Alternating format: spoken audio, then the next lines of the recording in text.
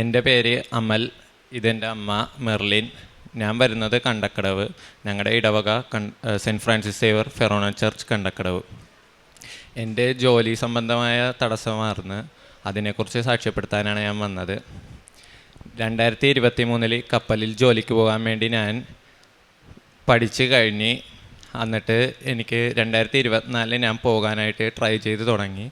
അപ്പോൾ എൻ്റെ അമ്മ ഇവിടെ വന്ന് ഉടമ്പടി എടുത്ത് അതിനുശേഷം ഞാൻ ട്രൈ ചെയ്ത് അമ്മയുടെ ഉടമ്പടി എടുത്തപ്പോൾ തൊട്ട് ആ ഉടമ്പടി പ്രാർത്ഥനയെല്ലാം ഞാൻ പ്രാർത്ഥിക്കും.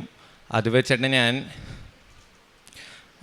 ജോലിക്ക് പോയി ട്രൈ ചെയ്ത് അവിടെ ചെന്ന് ഇൻ്റർവ്യൂ എക്സാമും ആദ്യത്തെ ഇതിൽ തന്നെ പാസ്സായി. അത് കഴിഞ്ഞ് അവർ പറഞ്ഞ് വിസ എടുക്കണം, US വിസ എടുക്കണം, കപ്പലിൽ പോകണമെങ്കിൽ US വിസ ഇപ്പോൾ എല്ലാത്തും വേണമെന്ന് പറഞ്ഞ്. അങ്ങനെ ഞാൻ US വിസക്ക് അപ്ലൈ ചെയ്ത് മെഡിക്കൽ കഴിഞ്ഞ് US വിസക്ക് അപ്ലൈ ചെയ്ത് മെഡിക്കൽ കഴിഞ്ഞിട്ട് വിസ ഇൻ്റർവ്യൂവിന് പോയപ്പോഴേക്കും റിജക്ഷൻ വന്ന്. എന്താണെന്ന് എനിക്കറിയില്ല. അവർ ചോദിച്ചതിന് ഞാൻ ആൻസർ പറഞ്ഞ്, പക്ഷേ എനിക്ക് കിട്ടിയില്ല. ഞാൻ വളരെ നിരാശപ്പെട്ട് തിരിച്ചു പോന്നു. അപ്പോൾ ക്രൂ മാനേജർ പറഞ്ഞ് ഒന്നും കൂടി ട്രൈ ചെയ്യ്, അപ്പോൾ കിട്ടുമെന്ന് പറഞ്ഞ്.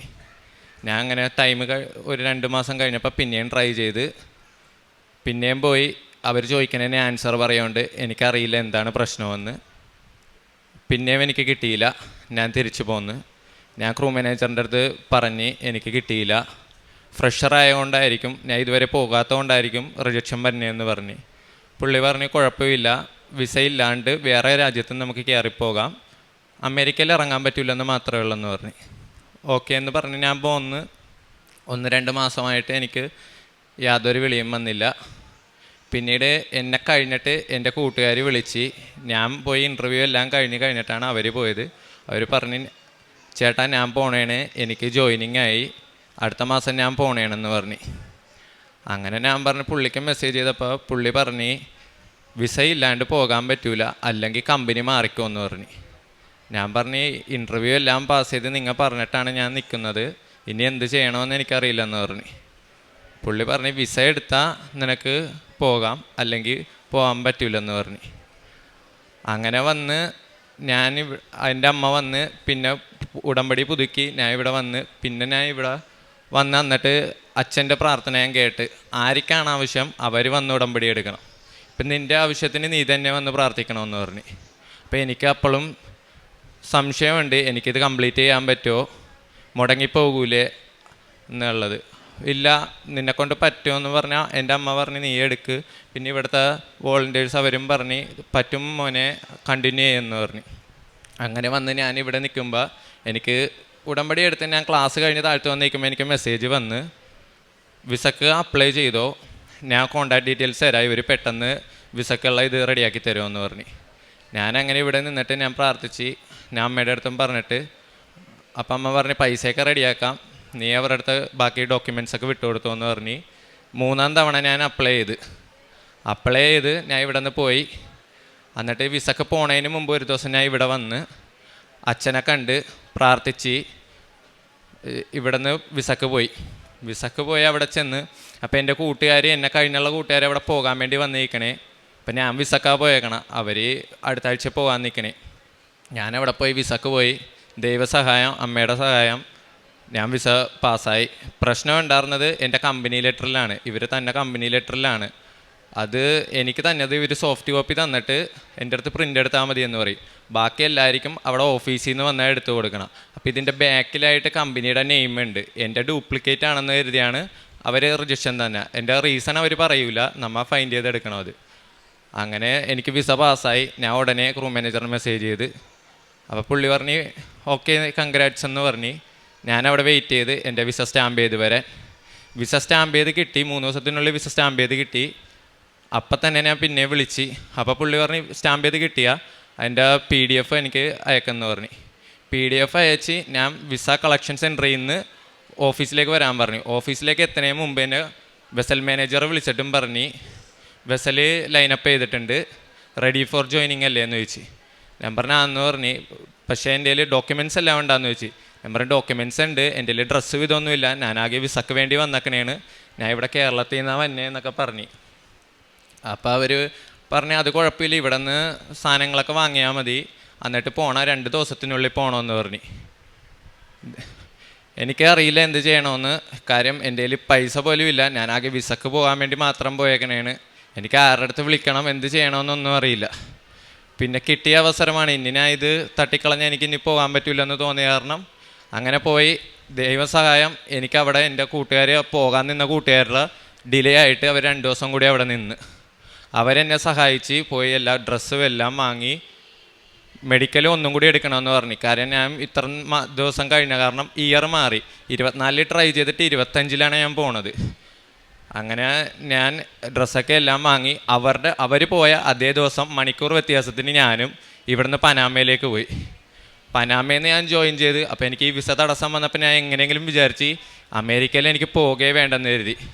പക്ഷേ ദൈവത്തിൻ്റെ എല്ലാ സഹായം കൊണ്ട് ഞാൻ ആദ്യം ചെല്ലുന്നത് അമേരിക്കയിലാണ്. ആദ്യം ഞാൻ അമേരിക്കയിൽ ചെന്ന് എനിക്ക് വിസ ഉള്ളത് കൊണ്ട് എനിക്ക് അമേരിക്കയിൽ പോകാൻ പറ്റി.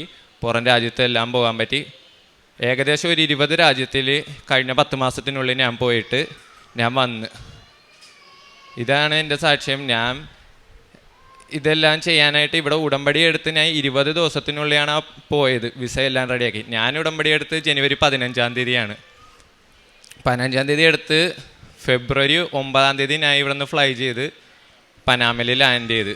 അപ്പോൾ എനിക്കും മനസ്സിലായത് നമ്മുടെ വിശ്വാസം കൈവിടരുത്. കാരണം ഞാൻ ഓൾട്ടർ ബോയ് ആയിട്ട് 10ാം ക്ലാസ് വരെ പോയി നിന്ന് വെച്ചാണ്. പള്ളിയുടെ തൊട്ട് പറ്റിയലാണ് എൻ്റെ വീട്.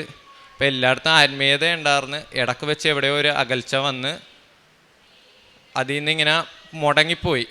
എല്ലാ ദിവസവും പള്ളിയിൽ പോയിട്ടുണ്ടെന്ന് ഞാൻ അതിൽ നിന്ന് പോകാനുള്ള എല്ലാത്തിൽ നിന്നൊരു മടി ഇതൊക്കെ എല്ലാം വന്ന്. പിന്നെ ഇവിടെ വന്ന അച്ഛൻ പറഞ്ഞ പോലെ പ്രാർത്ഥിച്ച് ഈ വിസക്ക് പോയപ്പോഴും ഞാൻ ഇപ്പോഴും എൻ്റെ പോക്കറ്റിലുണ്ട്. എനിക്ക് ഇവിടെ വരുമ്പോൾ ഇപ്പോൾ ഇത്തിരി ടെൻഷനുണ്ട് പറയാനായിട്ട്. പക്ഷേ എൻ്റെ കയ്യിൽ എപ്പോഴും ഇവിടുത്തെ അമ്മയുടെ കാശ് രൂപം ഉണ്ടാകും. അത് കയ്യിൽ പിടിച്ചിട്ടാണ് പോകണം. അത് ഉള്ളപ്പോൾ എനിക്കെപ്പോഴും ഒരു കോൺഫിഡൻസാണ്. അതേപോലെ പ്രാർത്ഥന ഞാൻ മുടക്കിയിട്ടില്ല. എനിക്ക് ബാക്കി തിരികെയൊക്കെ ഒന്നും കത്തിച്ച് പ്രാർത്ഥിക്കാൻ പറ്റില്ല. അവിടെ സ്മോക്ക് ഡിറ്റക്ടേഴ്സ് ഉള്ള കാരണം തിരി കത്തിക്കാൻ പറ്റില്ല.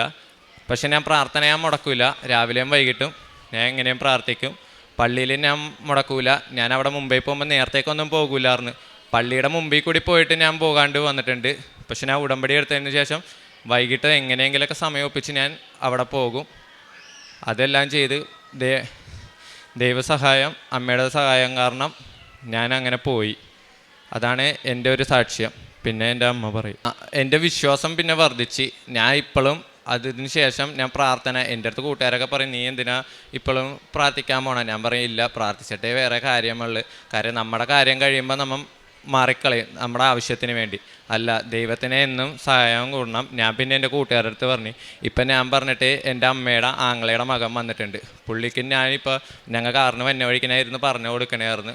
പുള്ളിക്കും അപ്പോൾ വിശ്വാസം കൂടി. ഞാനപ്പോൾ ഇവിടെ നിന്ന് പറയണ കേട്ടപ്പോൾ പുള്ളി പറഞ്ഞു ഓക്കെ എന്ന് പറഞ്ഞു. പുള്ളി ഇപ്പോൾ എന്നിട്ട് അവിടെ പോയിട്ടുണ്ട് പുതിയ ഉടമ്പടി എടുക്കാനായിട്ട്.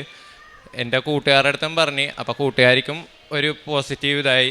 അങ്ങനെയാണ് ഇതാണ് ഞാൻ പറഞ്ഞത്, ശരിക്കും നടക്കും, നിങ്ങൾ ഒന്ന് ട്രൈ ചെയ്യും. അപ്പോൾ എല്ലാവർക്കും ഒരു മടിയാണ് ഇങ്ങോട്ട് എത്താനുള്ള. ഞാൻ ഇപ്പം എൻ്റെ ഈ ഒരു സാക്ഷ്യം കാരണം എൻ്റെ കൂട്ടുകാർ തന്നെ വരുമെന്ന് എനിക്ക് ഉറപ്പുണ്ട്. ഈശോയ്ക്കും അമ്മയ്ക്കും 1000 നന്ദി. 2024 ഉടമ്പടി എടുത്ത് എൻ്റെ മക്കൾക്ക് ഒരു ജോലിക്ക് വേണ്ടിയാണ് ഞാനിവിടെ വന്നത്. പ്രാർത്ഥിച്ചതിൻ്റെ ഫലമായി സാമ്പത്തികമായും ആത്മീയമായും എന്നെ ഒരുപാട് ഉയർത്തി ദൈവം. പക്ഷേ എൻ്റെ മകന് എല്ലാം ഇൻ്റർവ്യൂവിലും പാസ്സായെങ്കിലും ഒരു തടസ്സമുണ്ടായിരുന്നു. അത് അവൻ്റെ ഒരു ചെറിയ കുറവുകളെന്ന് ഞാൻ വിചാരിച്ചു. പക്ഷേ അതല്ല, ദൈവത്തിനൊരു വലിയ പ്ലാനും പദ്ധതിയും ഉണ്ടായി. എൻ്റെ മകനെ കൊണ്ടുവന്ന് ഉടമ്പടി എടുപ്പിക്കുവാനും അതിലൂടെ മറ്റുള്ള കൂട്ടുകാർക്ക് വിശ്വാസം വരുത്തുവാനും. ഞാൻ ആഗ്രഹിക്കാത്ത കാര്യങ്ങൾ ഈ 2025 എൻ്റെ കുടുംബത്തിൽ ഒരുപാട് അനുഗ്രഹങ്ങൾ ചൊരിഞ്ഞു തന്നു. അതിന് ഒരുപാട് ഈശോയ്ക്കും അമ്മയ്ക്കും 1000 നന്ദി പറയുന്നു. പക്ഷേ ഞാൻ എൻ്റെ ചെറുപ്പം മുതലേ ദിവ്യബലി മുടക്കാറില്ല. അതേപോലെ എൻ്റെ മക്കളെയും ഞാൻ അങ്ങനെ വളർത്തി വന്ന്. അപ്പോൾ ഈശോയ്ക്ക് ഒരു പ്ലാനും പദ്ധതിയുണ്ട്. ചെറിയ കാര്യങ്ങളിൽ അകന്നു പോകുമ്പോൾ അത് അവിടെ വെച്ച് തടസ്സം കാണിച്ച് തന്ന് അത് മനസ്സിലാക്കി. അമ്മമാർ പറഞ്ഞാൽ മനസ്സിലാക്കില്ല. അപ്പോൾ ഒരു ജോലിയിലൂടെ ആ തടസ്സം മനസ്സിലാക്കി കൊടുത്തപ്പോൾ ദൈവത്തിൽ കൂടുതൽ വിശ്വാസം എൻ്റെ 2 മക്കൾക്കും തരുവാൻ സാധിച്ചു. അതിനൊരുപാട് ഈശോയ്ക്കും അമ്മയ്ക്കും നന്ദി. നമ്മൾ ഓരോ ദിവസവും ദിവ്യബലി മുടക്കരുത്. അതെപ്പോഴും എല്ലാവരും എത്ര അകലെയുള്ളവർ ആണെങ്കിലും നമ്മൾ ദിവ്യബലിയിൽ മുൻതൂക്കം കൊടുക്കുക. അപ്പം നമുക്കൊരു KSFയിൽ കൂടി നമ്മൾ കൂടിയിടുന്ന പോലെയാണ് ഓരോ ദിവ്യബലി. ഞാൻ എൻ്റെ ചെറുപ്പം മുതൽ ദിവ്യബലി കൂടും. അതിൻ്റെ പലിശ കിട്ടണം. KSFയിൽ കൂടിയാൽ നമുക്ക് പലിശ കിട്ടും. ഈ ദിവ്യബലി നമ്മൾ കൂടുന്നതിൻ്റെ പലിശ അനുഗ്രഹങ്ങൾ നമ്മൾ ചോദിക്കാതെ തന്നെ ഓരോ ദിവസവും ദൈവം തന്നുകൊണ്ടിരിക്കുകയാണ്. എനിക്കിപ്പോൾ 52 വയസ്സായി. ഇത്രയും കാലം ഞാൻ എൻ്റെ ഓർമ്മ വെച്ച മുതൽ ഞാൻ ദിവ്യബലി മുടക്കാറില്ല. അതിൻ്റെ അനുഗ്രഹം ഇന്ന് എൻ്റെ കുടുംബത്തിന് എന്നും ഉണ്ട്. ഒരുപാട് നന്ദി, സ്തുതി, സ്തോത്രം. സാമുവേലിൻ്റെ 2-ാം പുസ്തകം 23-ാം അധ്യായം 5-ാം തിരുവചനം. അവിടുന്ന് എന്നോട് ശാശ്വതമായ ഉടമ്പടി ചെയ്തിരിക്കുന്നു, സുരക്ഷിതമായി സംവിധാനം ചെയ്ത ഉടമ്പടി. അവിടുന്ന് എൻ്റെ രക്ഷയും അഭിലാഷവും സാധിച്ചു തരും. ഇതൊരു ബൈലാറ്ററൽ എഗ്രിമെൻ്റാണ് ഉടമ്പടി എന്ന് പറയുന്നത്. നാം ഉടമ്പടി ചെയ്യുമ്പോൾ അവിടുന്ന് തന്നെ ഒരു ശാശ്വതമായ ഉറപ്പ് നമുക്ക് നൽകുന്നതാണ് ഈ ഉടമ്പടി എന്ന് പറയുന്നത്. ജോസഫ് അച്ഛൻ നമ്മെ ഉടമ്പടിയെക്കുറിച്ച് ഓർമ്മിപ്പിക്കുന്ന ഒരു വലിയ കാര്യം, നിങ്ങൾ അനുഗ്രഹത്തിൽ നിന്ന് അഭിഷേക തലത്തിലേക്ക് ഉയരണമെന്നാണ് അച്ഛൻ നമ്മെ ഓർമ്മിപ്പിക്കുന്നത്. അപ്പോഴാണ് ഞാൻ നിന്നെ ഉപദേശിക്കാം, ഞാൻ നിനക്ക് നടക്കേണ്ട വഴി പറഞ്ഞു തരാം, ഞാൻ നിന്നെ പഠിപ്പിക്കാം എന്നെല്ലാം സങ്കീർത്തനത്തിലൂടെ 32-ാം സങ്കീർത്തനം 8-ാം തിരുവചനം നമ്മോട് ഓർമ്മിപ്പിക്കുന്നതാണ്. നീ നടക്കേണ്ട വഴി ഞാൻ നിനക്ക് പറഞ്ഞു തരാം.